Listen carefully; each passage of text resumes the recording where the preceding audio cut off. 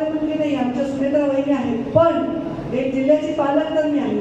त्या निमित्ताने जिल्ह्याची सहपालकमंत्री म्हणून, संपर्क मंत्री म्हणून मी या गोष्टींमध्ये स्वतः लक्ष घालीन. आपल्या पालकमंत्री पण महिला आहेत, त्यांना पण सवय नाही. जेव्हा जेव्हा या जिल्ह्यामध्ये महिला पालकमंत्री म्हणून मी काम केलं तेव्हा या जिल्ह्याच्या विकासाला वेगळी दिशा दिली आहे. सुनेत्रा वहिनींची पण माझी चांगली 25 मिनिटं बैठक झाली. त्यांनाही मी सांगितलं की ही सामाजिक उपयोगाची कामं, पक्ष आणि हे सगळे विषय बाजूला ठेवून आपण करूया, एक चांगला प्रस्थापित करूया. इथे तर त्यांनी पण खूप सकारात्मक प्रतिसाद दिलेला आहे. त्यामुळे या गेवराईचा संपूर्ण विकास करण्यासाठी मी पालकत्व गेवराईचं आज स्वीकारते असं जाहीर करते.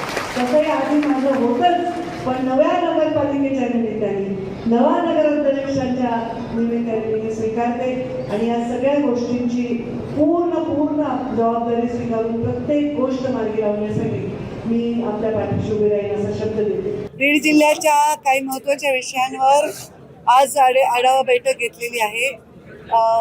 माझं कर्तव्य, मी बीड जिल्ह्याचे आहे, इथल्या काही विषयांना मार्गी लावण्यासाठी काय मदत करता येईल यासाठी आढावा बैठक घेतली. माझ्या विभागाच्या विषयांवर पशुसंवर्धन आहे, पर्यावरण आहे, इथल्या नगर परिषदा, तिथली स्वच्छता, त्यांचे STP, तिथला सगळं ड्रेनेज, या सगळ्या विषयांवर, कचऱ्याचं व्यवस्थापन, सॉलिड वेस्ट, लिक्विड वेस्ट, या सगळ्या मॅनेजमेंटच्या संदर्भामध्ये डिटेल बैठक घेतली.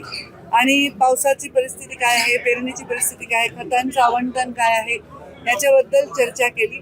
आणि काय नाविन्यपूर्ण असे प्रकल्प हे लोक करणार आहे, त्यांच्या टीमच्या टार्गेटवर आहे, जे स्वतः अजितदादा असताना त्यांची इच्छा होती ते करायची.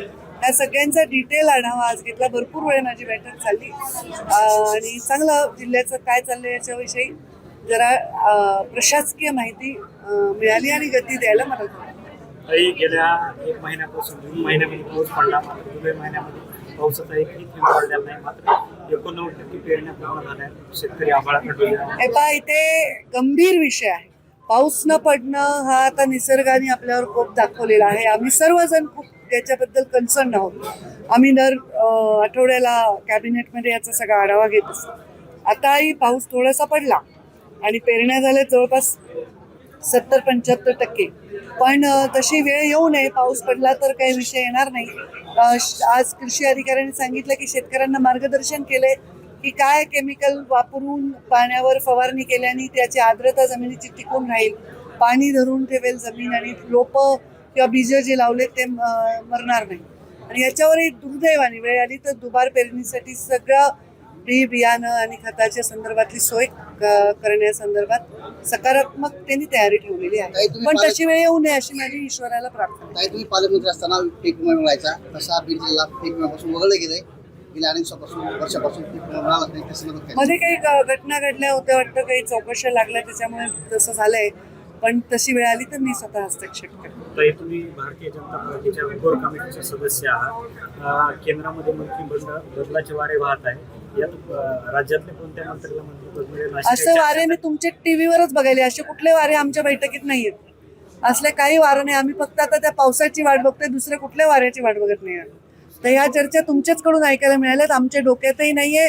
आम्ही आमचं काम करतोय आणि खूप छान चाललंय. महाराष्ट्र मुख्यमंत्री देवेंद्रजी यांच्या नेतृत्वाखाली दोघेही DCM तिघे जण मिळून गुण्या गोविंदाने नांदतायत. कशाला दृष्ट लावताय आपण? महाराष्ट्रातील ताज्या बातम्यांसाठी बघत रहा टाइम्स टुडे 18 न्यूज. सोबतच शेअर करा, सबस्क्राईब करा आणि बेल आयकॉन प्रेस करा.